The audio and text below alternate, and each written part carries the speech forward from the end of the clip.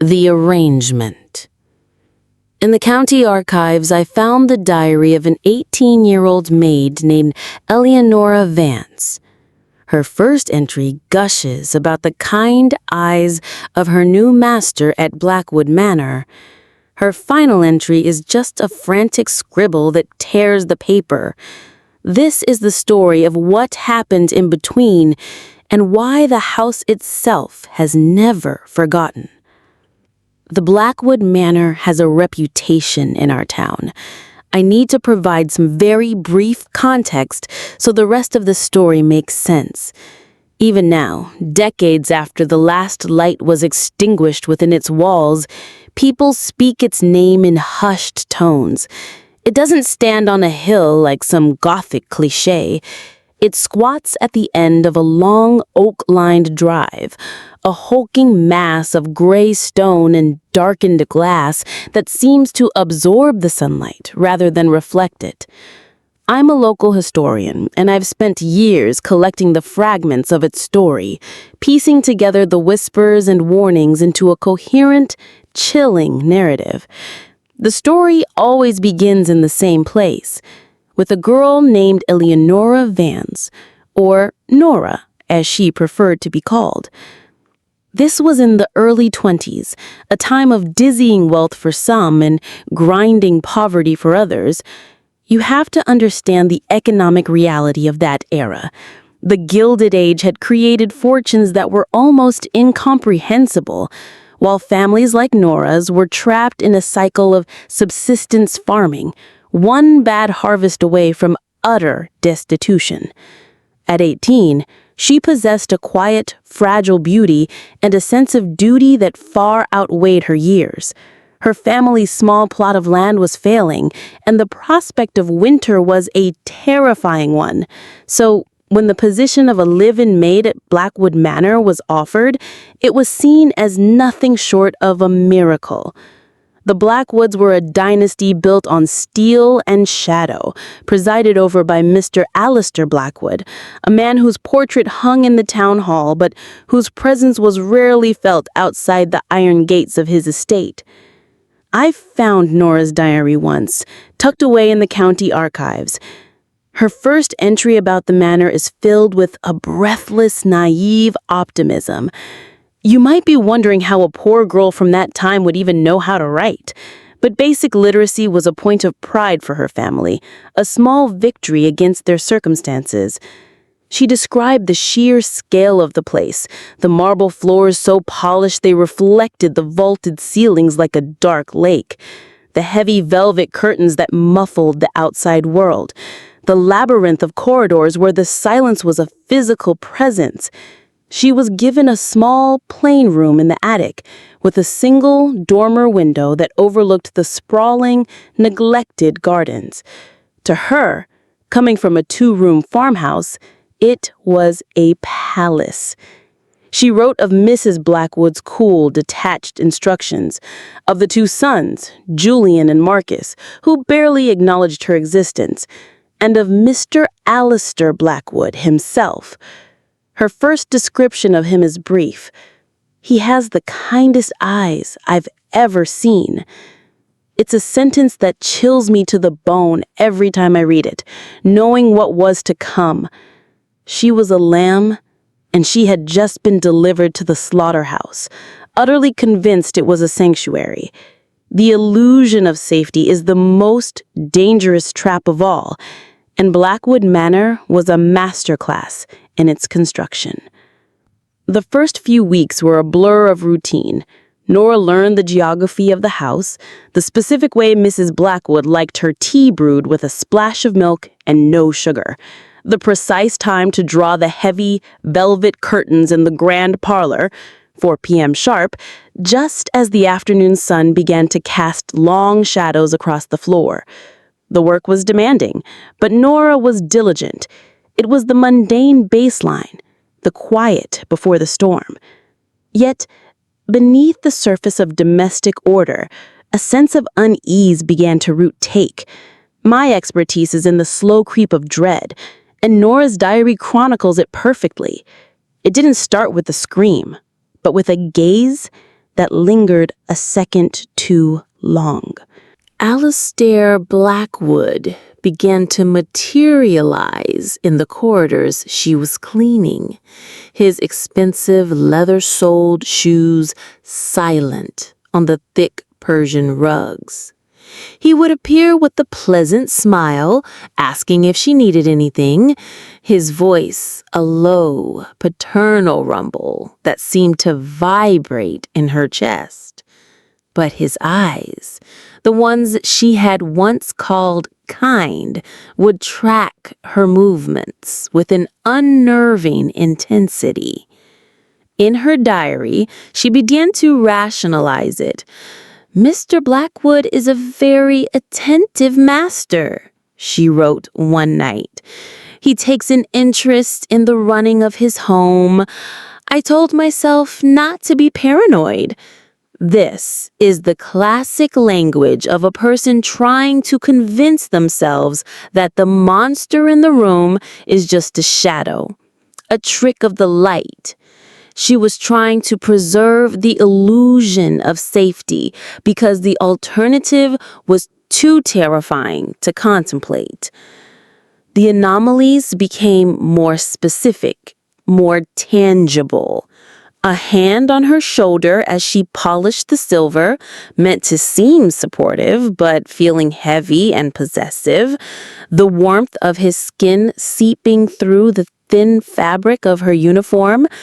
A late-night summons to his study to discuss a trivial matter, the placement of a vase, the need for more beeswax polish, the air thick with the smell of his brandy and the unspoken tension.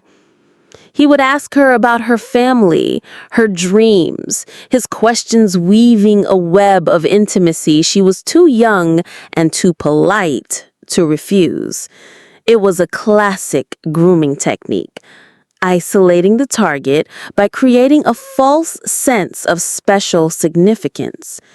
The house itself seemed to collude with him. Doors would swing shut behind her, leaving her in darkened hallways where the only sound was the ticking of a grandfather clock, counting down the seconds to some unknown event. The other family members were ghosts in their own right. Mrs. Blackwood, a porcelain doll of willful ignorance, and the sons Julian and Marcus, arrogant phantoms wrapped up in their own affairs. Nora was utterly, completely alone. She was beginning to understand that the weight she felt wasn't just the work. It was the suffocating pressure of his attention. The house wasn't a palace. It was a cage, and she was the only bird singing. The turning point, the moment the creeping dread became stark physical terror, came on a cold autumn evening. The emotional flow of the story now shifts from unease to outright panic. I confirmed the details of this night through the groundskeeper's testimony years later, a man who was then just a boy and had seen Alistair speaking to Nora near the back of the house. Mr. Blackwood approached her with a feigned air of concern. A pipe had supposedly burst in the wine cellar, a small disaster that required her immediate help. It was a plausible lie, a request wrapped in the guise of household necessity. "Nora, come quickly," he'd said, his voice laced with manufactured urgency. "A pipe has burst in the cellar. I need you to help me with some of the older linens to soak up the water before it ruins the vintage." Against her better judgment, that gnawing feeling in her gut that she had been trying so hard to ignore, she followed him. The lure, the unsettling invitation, is a classic motif in these encounters. Her social conditioning, her role as a servant, compelled her to obey. To refuse would have been an act of insubordination she couldn't afford. The descent into the cellar was a descent into another world. The air grew cold and damp, smelling of earth and fermenting decay. A single bare bulb cast long, distorted shadows on the stone walls, which seemed to weep with moisture. I've been in that cellar. Even today, the chill is unnatural. He led her past the racks of expensive wine to a small, isolated storage room at the far end where discarded furniture was draped in white sheets like a congregation of shrouded corpses. She turned to ask where the leak was, and that's when she heard the sound. A sound that would echo through the history of that house forever. It was the sharp, metallic click of a heavy iron bolt sliding into place on the other side of the cellar door. The pretense vanished from his face, replaced by an expression of cold, predatory ownership. His expression twisted into something I can only describe as hatred. A hatred not for her, but for her defiance, her innocence, everything she was that he was not. Nora's diary ends here, not with words, but with a frantic, spidery scribble where the pen tore through the page. The horror of what happened next isn't in the explicit details, but in the chilling finality of that sound. It was the sound of a trap being sprung. It was the sound of her life ending long before her heart stopped beating. In that cold, dark, silent room, beneath the foundations of the grand house, Alistair Blackwood committed an act of such profound violence that it didn't just break a young woman, it fractured the very soul of the manor itself. The next morning, the sun rose on a world that had been irrevocably tainted. Nora made her way back to her attic room like an automaton. The staff who saw her noted her vacant expression. The faint bruises on her arms she tried to hide beneath the long sleeves of her uniform. The way she seemed to flinch from every shadow. She was a ghost already, haunting the periphery of the Blackwood family's life. They saw her, but they chose not to see. The failure of established systems is a core message in these stories. To acknowledge her pain would be to acknowledge their master's crime, and the entire ecosystem of the manor was built on a foundation of silent, knowing complicity. The other maids, likely fearing for their own positions, avoided her eyes. In her small room, the world had shrunk to the space between four walls. The hope that had filled her on her first day was gone, replaced by a bottomless shame and a horror so complete it had scoured her soul clean of everything else. This is reflective trauma, the final emotional cluster. She wasn't just violated, she was erased. Her future, her family she hoped to support, her very sense of self, all of it had been murdered in that cellar. Looking out her little dormer window at the gardens below, she didn't see a path to escape. She saw a world she was no longer a part of. The house was no longer a cage, it was her tomb. Where could she go? Who would believe her? A penniless maid against a man as powerful as Alistair Blackwood. The authorities were his friends, the town dependent on his patronage.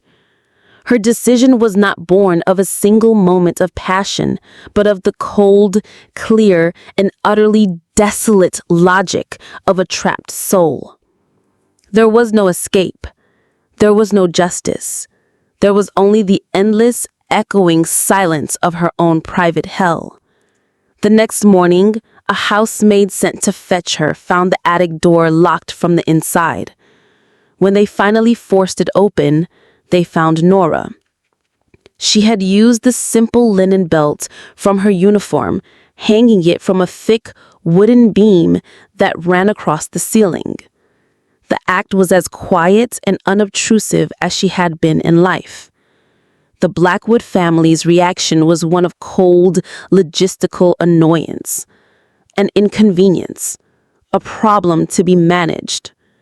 They had a doctor sign a death certificate citing melancholia, and she was buried in an unmarked grave in the local potter's field. They thought they had erased her. They thought the problem was solved. They were wrong. They had only given her the freedom to remain, and in doing so, they had sealed their own fates. The haunting of Blackwood Manor did not begin with slamming doors or spectral apparitions.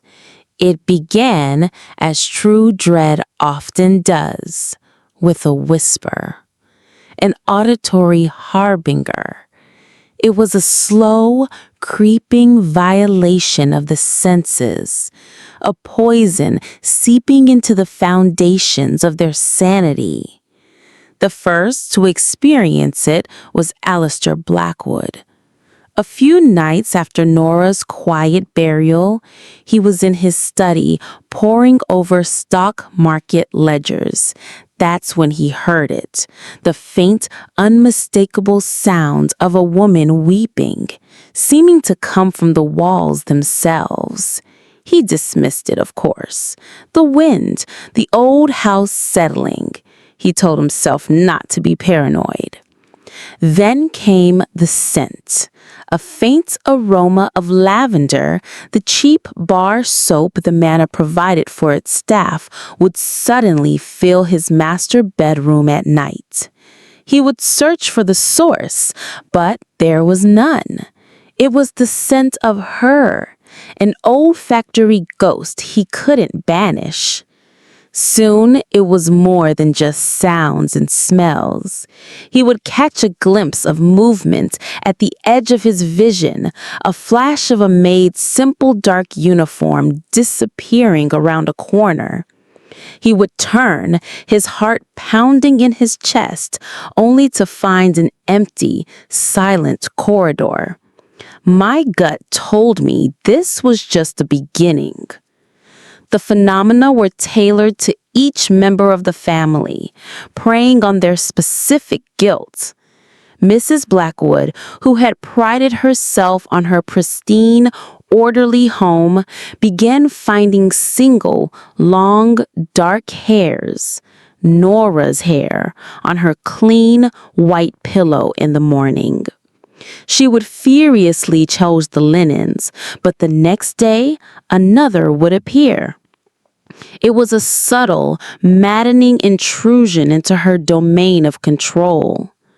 The two sons, Julian and Marcus, who had treated Nora as invisible, as nothing more than furniture, would find objects in their rooms slightly moved, a book taken from the shelf and left open on a desk, a window left ajar on a cold night, as if an unseen servant were still dutifully, silently tending to their needs. These were small things, easily dismissed at first. I must have forgotten I did that, they'd say. But they were constant, a relentless, gentle pressure on the weak points of their psyche. You might be wondering why they didn't just all leave. But for a family like the Blackwoods, the house was more than a home. It was a symbol of their power, their legacy. To flee would be to admit defeat. Nora was no longer the frightened girl in the attic. She was an infection in the house's bloodstream, a silent, watchful presence whose power came not from terror, but from memory. She was simply reminding them that she was still there, and she would never, ever leave. The slow drip of unease became a torrent, and the family's composure began to crack and shatter like old glass. The emotional flow now shifts into the territory of acute panic and confrontation, not with the physical entity, but with their own crumbling minds. Mrs. Blackwood's obsession with the single hairs escalated into a full-blown mania. She spent her days scrubbing, scouring the manor from top to bottom, her hands red and raw from lye soap.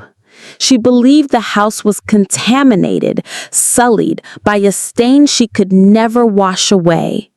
She would be found in the middle of the night on her hands and knees scrubbing the floorboards in the hall outside Nora's old attic room, whispering, "It's not clean, it's not clean." The eldest son, Julian, a man defined by his arrogance and entitlement, became a paranoid recluse. He began to believe the other servants were spying on him, plotting against him. He boarded up the windows to his room and refused to come out, convinced that unseen eyes were watching him from the gardens. He was found one morning by his younger brother Marcus, having taken his own life with the pearl-handled pistol from his father's collection. He left behind a single, rambling note that spoke of the girl who never leaves. But Alistair Blackwood bore the brunt of it. The subtle glimpses of Nora became full-blown visions. He would see her standing silently at the end of a long hallway, not as a terrifying specter, but as she was in her final days, quiet, hollow-eyed, and profoundly, deeply accusatory. Her eyes were wide, and her face didn't show any feeling. The most terrifying phenomenon, however, was reserved for him. He would look into one of the manor's many ornate gilded mirrors, and for a split second, it would not be his own aging, fearful reflection staring back, but hers. Her sad, empty eyes would meet his before his own face swam back into view. The mirrors of the manor became his enemies. He ordered them all covered with heavy sheets, but it did no good. He saw her reflection in the polished silver of the dining room, in the dark glass of the windows at night, in a still glass of water on his nightstand. He felt a wave of fear wash over him every time. She wasn't just haunting his house. She was systematically erasing him from it, replacing his image with her own. The man who had erased her life was now having his own identity wiped away, one terrifying reflection at a time. The whole thing honestly makes me sick.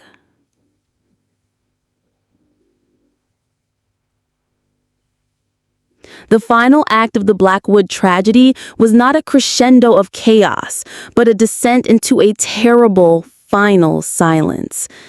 Alistair, a man broken by guilt and terror, finally fled to the one place he could no longer avoid, the wine cellar.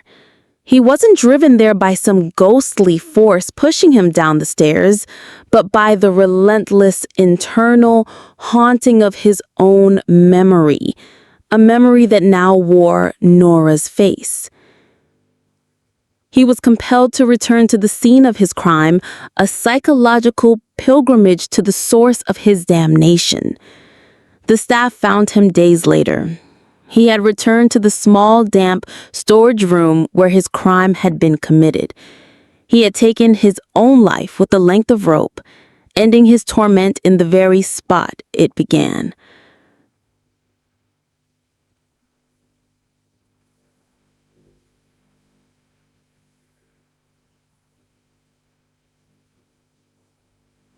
That was the most horrifying moment of my research, realizing the symmetry of it all. With his death, the Blackwood line was extinguished. The surviving son, Marcus, was committed to a state asylum, his mind shattered beyond repair. And Mrs. Blackwood lived out her days in a self-imposed prison of soap and water, her mind scrubbed clean of reality. The manor was abandoned, its contents sold off, left to the weeds and the whispers. The story became a local legend, a cautionary tale told to frighten children on Halloween. But as a historian, I see it differently. It is not just a ghost story. It is a testament to a trauma so profound it became a permanent feature of the landscape. I've walked the grounds myself. You can feel the coldness, the lingering weight of what happened there. There are no dramatic spectral events, no rattling chains. There is only a profound and unshakable sense of sorrow and a feeling of being watched by sad, quiet eyes. Living in that same town has never felt the same ever since. The story of Eleanora Vance serves as a chilling reminder, an affirmation of my core belief as a chronicler of such events, that some acts are so monstrous they leave a permanent stain not just on a family or a reputation, but on the very stones of a house. To this day, I still have no idea if it's a true haunting or just a powerful echo of a terrible memory. The Blackwoods are all gone, but the manor remains, an unhealing wound on the face of the town. Nora got her justice, not in a court of law, but in the slow, inexorable decay of the world that destroyed her. The house itself remembers.